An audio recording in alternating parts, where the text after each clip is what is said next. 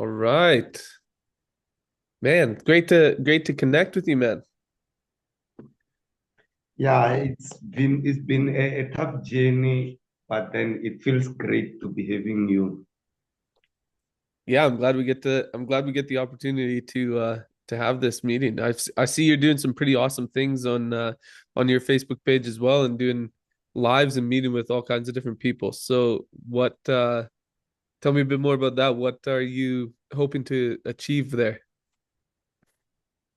Man, I'm all up for mind emancipation. Um, I'm all up for something which actually can have an impact in someone's life. So I try by all means to make sure that I connect with different kinds of people, learn from their stories, and as well as make sure that the stories that are we learn from are being heard out there. And at a certain point, it's some sort of a good thing to network with people other than that, because it's an opportunity to meet with different kinds of people, you understand? So yeah, that's the motive behind me doing these things. Oh man, that's awesome. I love it. I love your vision. Well, hey, I'm gonna let you take the floor, man. You're the boss today. No, I was thinking, since you are the one recording that side, man, and it's more like the tables have turned. It's more like now you have hosted me. So Yeah, well, you know what? I'll let you lead it, man. You know what you want to ask and you know what you want where you want to take it. So I'll let you take it where you want and then I'll send you the recording afterwards. oh, okay, but then still I wouldn't be having problem even if you did publish it on your site. Hopefully one day we're gonna do a piece that I publish on my site when I'm able to record through Zoom, because I didn't know how to do a recording through Zoom, or maybe it's because I'm limited by equipment. So, but then yeah, we'll see at the end how we go about it. For But sure. then let's just get on, man. Like by the way, you know, I'm Warren. That's my name, and the Lord Warren is just the Lord is just something that I gave to myself. I titled it to myself and said, no, let me just call myself Lord Warren. So yeah, I'm from South Africa, of course.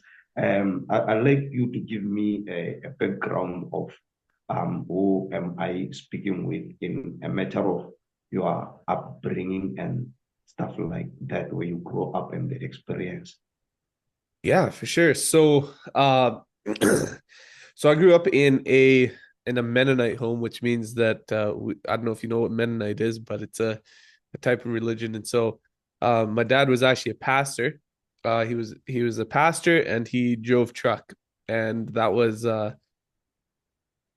kind of my upbringing was I grew up on a farm and we lived out of town, lived in the country and grew up on a farm. We didn't have any animals, but except for I guess we had later on we had some horses and stuff, but it was mostly it was mostly just open field, and so we had the opportunity, like we had some dirt bikes and quads and stuff like that, and a big forest, and so we were able to just go and explore the land and just kind of live as feral children.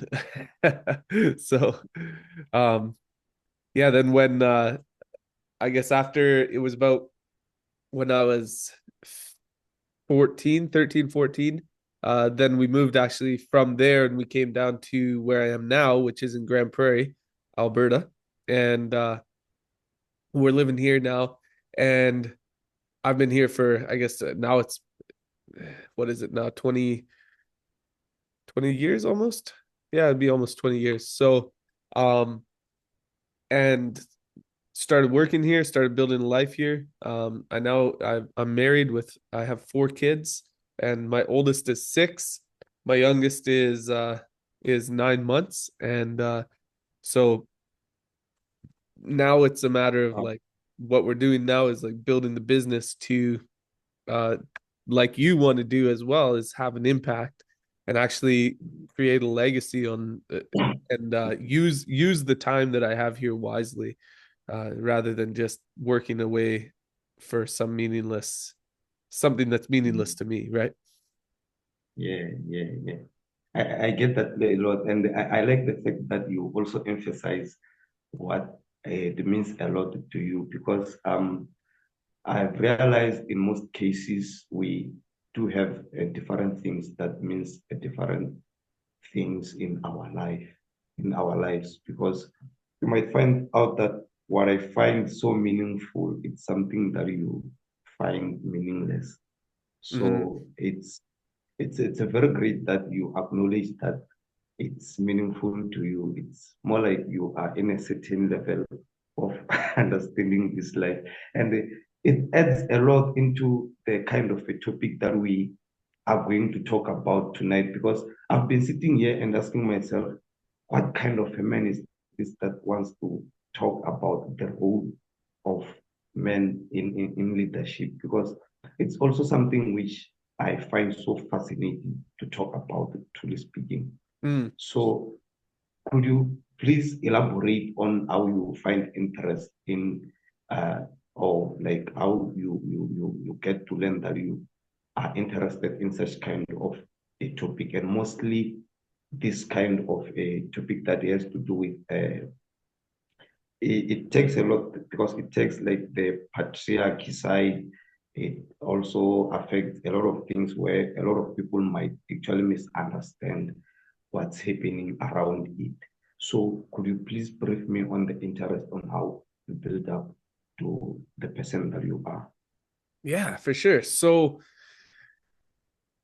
my dad was a pastor, and so he was on a personal growth journey for many years. And so when I was younger, when I got in trouble, then what he would do is he would actually once I learned how to read and write, then what he would do to punish me is he would actually make me read a personal development book, like someone from, like, I don't know if you know who John Maxwell is, right? But very very prominent leadership guy.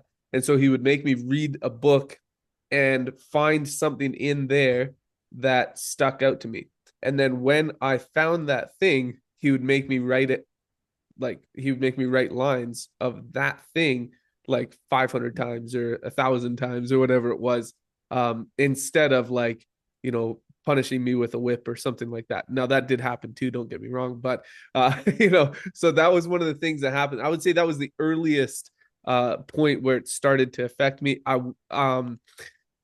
I didn't really grasp hold of it at that time. It actually wasn't until like probably the last year or so, 2 years ago, then I started going through a transition from, like, just being okay with working at a job to really wanting to actually make a difference, make an impact. And so last year, then we ended up going through a really tough time. We had lost a whole bunch of money, um and did some things that ended up costing us a great deal. And when we went through that, then I came to this realization that I was not doing everything in my power to take my family to the life that I'd promised them. I was like, this is what I want to get to, but I was just kind of sitting back and just kind of hoping and praying for a miracle, right? And so when we went through that period of time where it was really tough, and I mean we're still recovering from it. We're still not 100% back. But went through this period of time and it was really hard. Um and I realized, like, there's things out there, there's a whole world out there that I know nothing about. And in that world is the answer to the question of, like, of how I can give my family the life that I promised, or how I can take them to the place where I had promised them that I would give them a certain style of life. And so I had to start looking for that answer and figure out where that answer was. And as I was looking for that answer, then and be like really learning about that answer, and I'm not 100% there, like I said, right? But I've learned a ton over the past year, especially. And um, as I was going through that, then I realized that the majority, I haven't measured it, but I would say that the majority of people are just kind of floating through life, like hoping for some sort of a miracle, right? But they're not actually going after, they're not doing everything in their power to go after and grab hold of the life that they want, the life that they desire, and the life that's possible for them if they would actually put the effort in and search out and get the right answers. And so now that's true of anybody, man or woman, but the real reason that I went after men and the reason that I'm going after men is because men have this ability. Men are impactful as leaders, and they have a way uh stronger presence as a leader than what a woman does. And so when a man can really take hold of when a man can really take hold of his power as a leader, then he can learn how to influence and persuade people and take people to the next level. Then that's actually far more powerful than if a woman does it. And the reason for that, what I've seen, is because oh, are you there? Did we lose you? Oh, we might have lost him. We'll just see if he comes back here.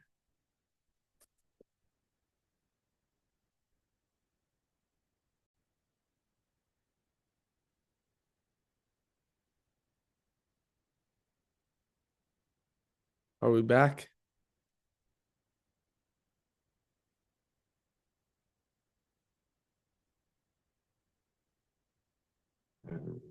Oh, Yeah. I hear Can you. you hear me? I hear you. Yeah. You can. Yeah. Uh, All right, there you yeah. are. I'm sorry. There you are. No problem. So yeah, I don't know. What did you hear? Yes. Um. Yeah, I forgot where you were at, but then you actually elaborated enough in which I grasped something which I, before I could forget, I must also Yeah, dude. remark. It's just that I'm sorry for the experience that you explained about your family and that you are still. I'm just glad that you are recovering from whatever the experience was. Oh, you were still explaining on why you went for men and how impactful men are as leadership. Yeah.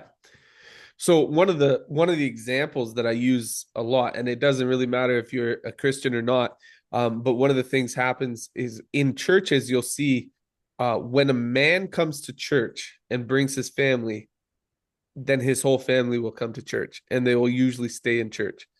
But when a woman comes to church and brings her family, if the man does not, then there is like, I can't remember the exact percentage, but it's like 50 to 70% more likelihood that they won't continue to go to church. And so like the position of a man in a home and the leadership of a man is far more impactful than that of a woman. It's just the way that we were designed and the roles that we have.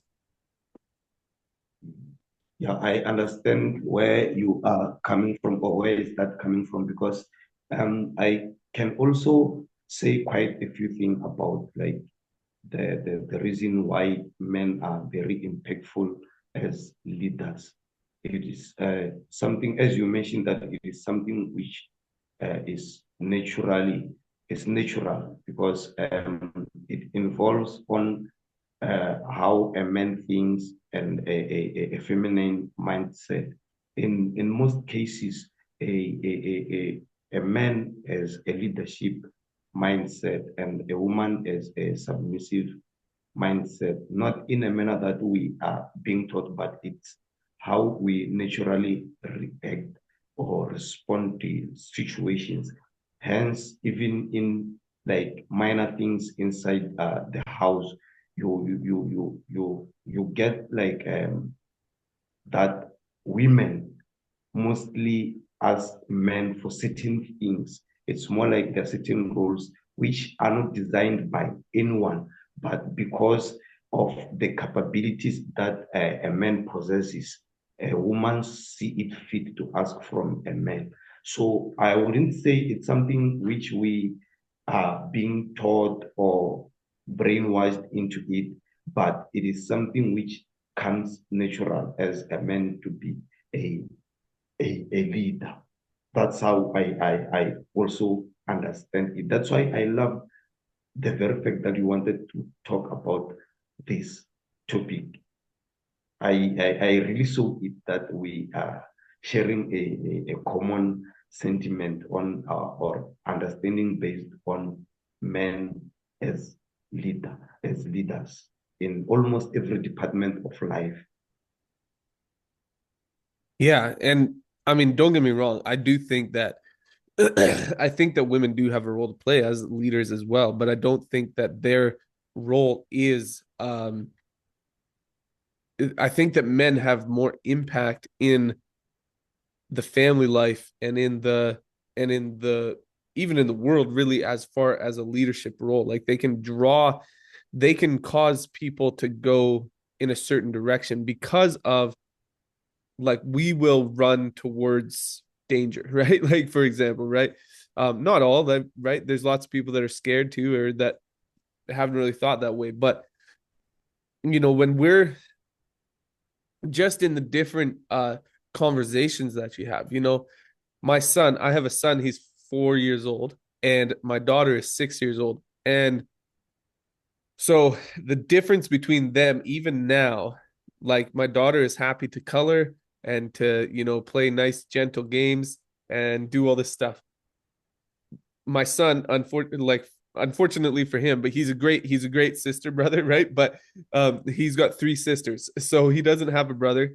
So when he gets around other boys though, like you see the difference in play. Like he will get out and he will just go nuts. Like he'll be hitting things and he'll be like going after and fighting and doing all kinds of different things.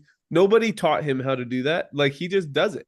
And but when they're playing with the girls or when the girls are playing, then it's like, hey, we're gonna build or we're gonna play dolls, or we're gonna play a nice gentle game with trucks or whatever, right? Or we're gonna play stuffies with stuffed animals, and and then when it's him, like when I pull out the hockey sticks and we're like playing some hockey or something like that, then he's like just goes nuts. And his older sister usually like gets out of the way because she's like, I don't want to play this rough. Like, but that's just something that, is ingrained in us from the time that we're born.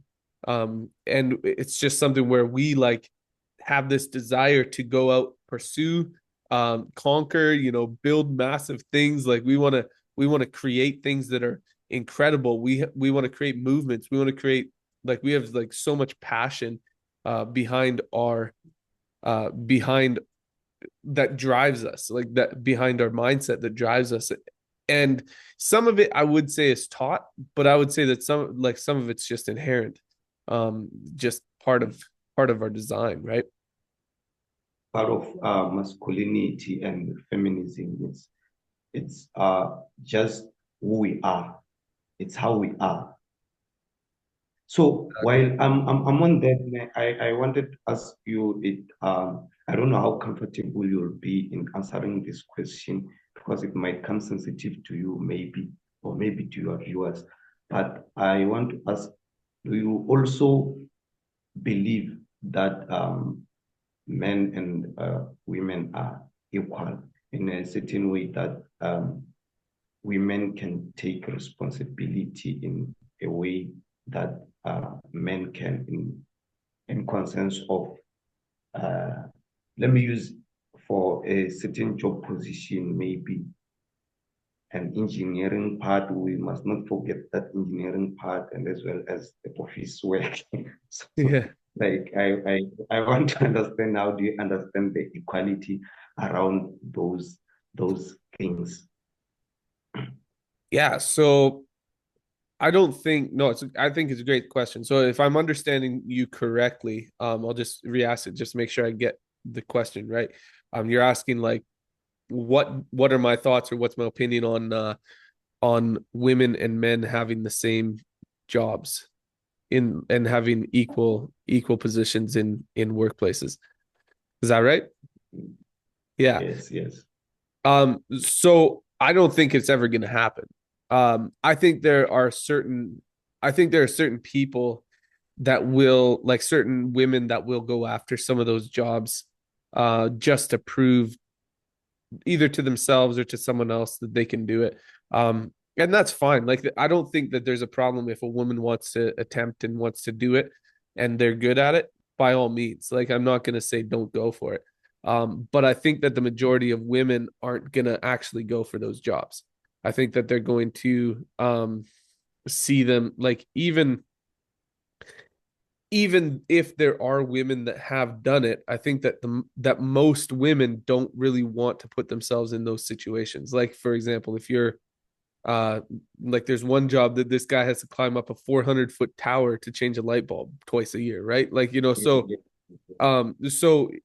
if you, like, that's a very high risk job. And I think that men are much more risk tolerant towards that kind of thing, and they maybe even seek it, and some women maybe do too, but I think that's more inherent that men do. And so I think that women aren't even gonna, I don't think the women are even gonna really clamor for those positions, um especially the way that the world is kind of going right now, that I see anyways, is that um people are recognizing the differences between the jobs again, and women are kind of saying, I don't really want that, right? Like, I don't actually want to, like, yeah, I want to be considered equal, but they have that, right? Like, they have the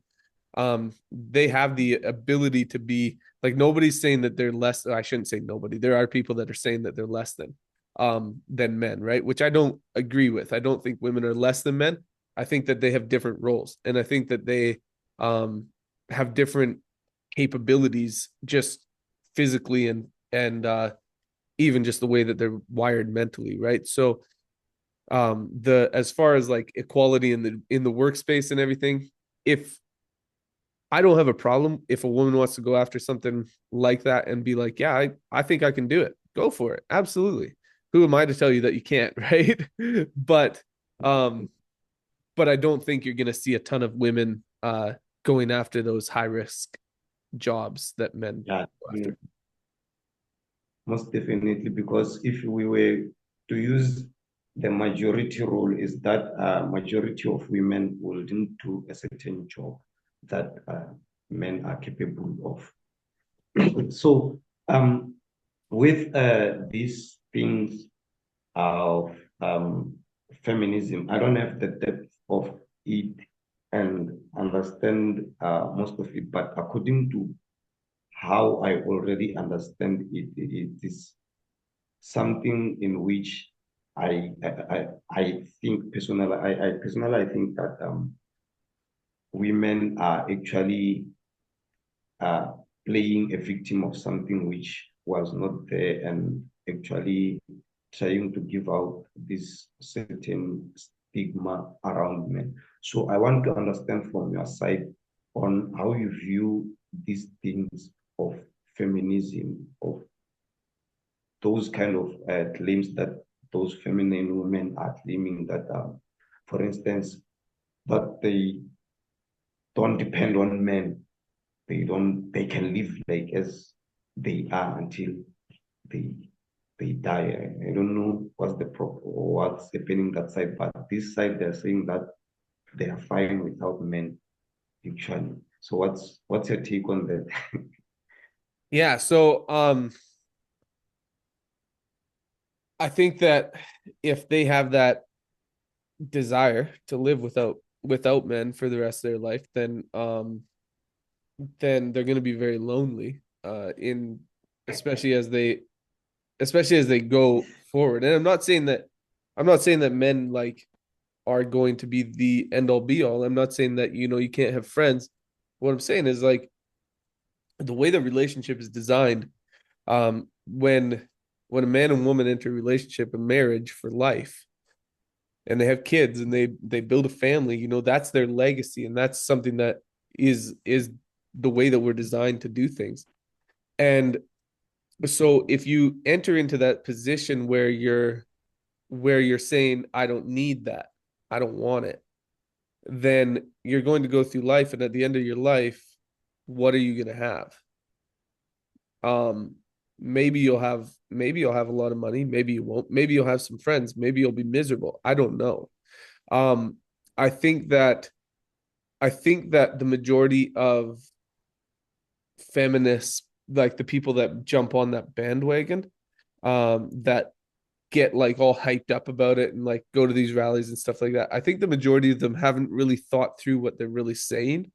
Um, I think they just jumped on the movement because they saw that um they saw that one of their friends was doing it, and so they wanted to do it. So for example, I'll give you an example.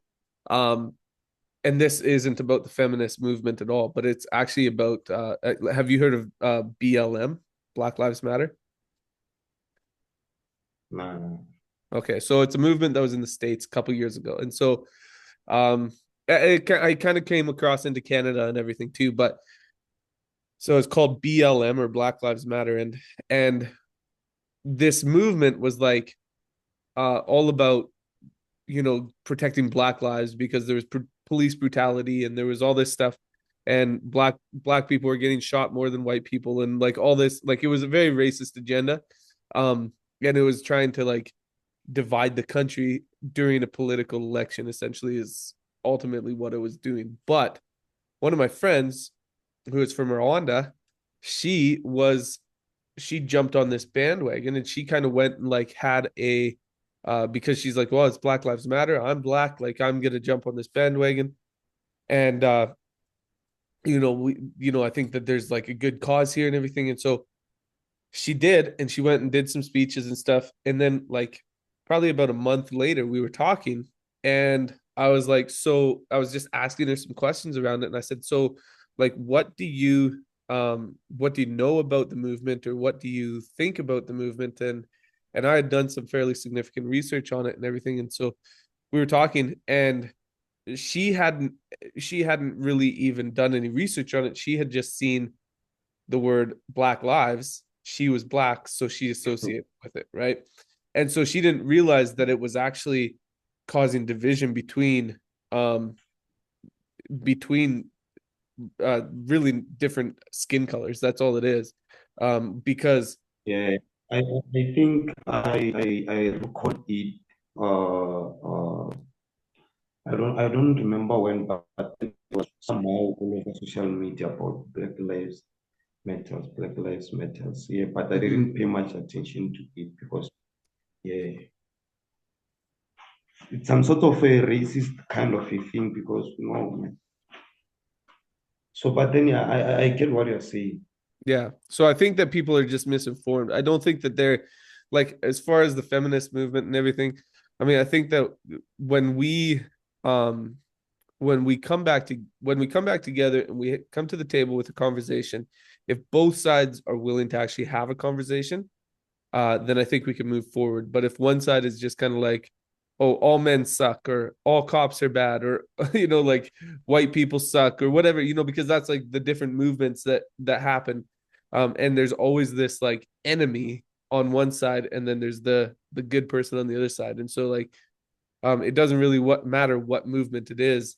Um, as far as like the feminist movement or the BLM movement or whatever those things were, they typically are causing destruction and disruptive behavior um, from the people that are involved. And anytime that you get people, anytime that you get people angry and starting to vandalize buildings and tear up cars and damage property and that isn't theirs, um, then that's not a movement that I really want to be a part of. And so, or that I can even get behind or agree with. So maybe the intention was right at the beginning, but it hasn't turned into a good thing. And I think anybody that joins it is either misinformed or absolutely crazy. One of the two. Yeah, definitely, definitely. Because you can't just resolve anything by violence or by actually still destroying the other things by trying to fix the other things. Does not work like that. So I've really been into some thoughts since you are talking, and I'm like, wow, where do we find men like this? Because I've looked into what is popular in media and stuff. It's more like if people are not interested much in politics, they're interested much in entertainment. We then forget our personal well-being and our personal development. So I think one of the things that I'm gonna do because in the next hour now, I think I have enough for now. In the next hour, I'll be going to my sister. She was the one calling when I got disturbed here.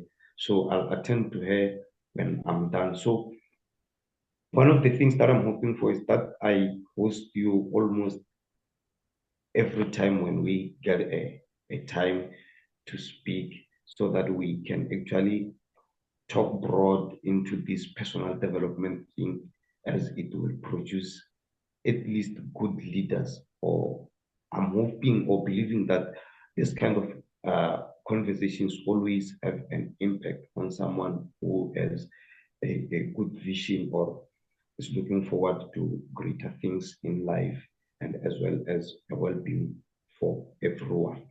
So it was good having you tonight. Having it's tonight this side. Yeah, yeah, It was it's good. about noon right now, so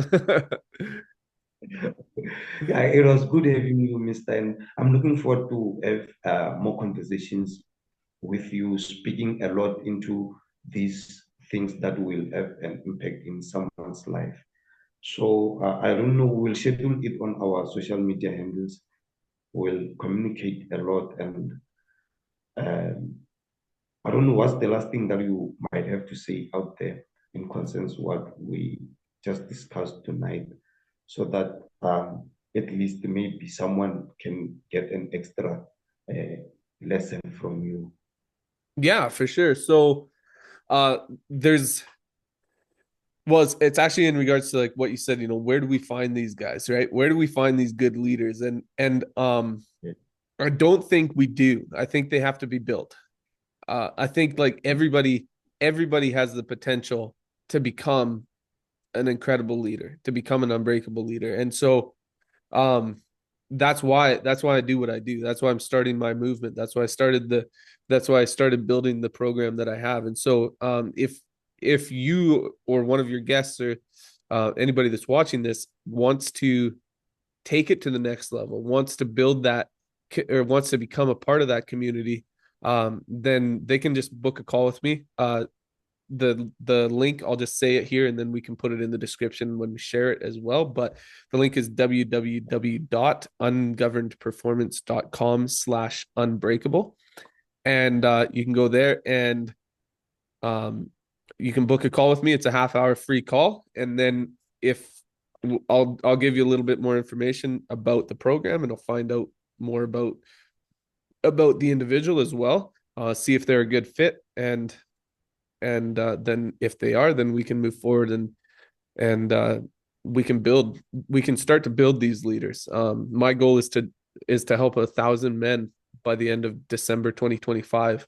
I would like to help 1,000 men uh, take steps towards becoming an unbreakable leader so that they can become warriors of their faith and kings of their family and commanders of their finances. Like we need kind of all of those aspects so that we can actually take back the land that the devil stole from us, right? We have to be able to fight, and we have to be able to do it in a way that will actually have an impact. So yeah, so www.ungovernedperformance.com/unbreakable, and that's where they can learn more. Wow, that's good, man. That's good to hear. That's good music in my ears.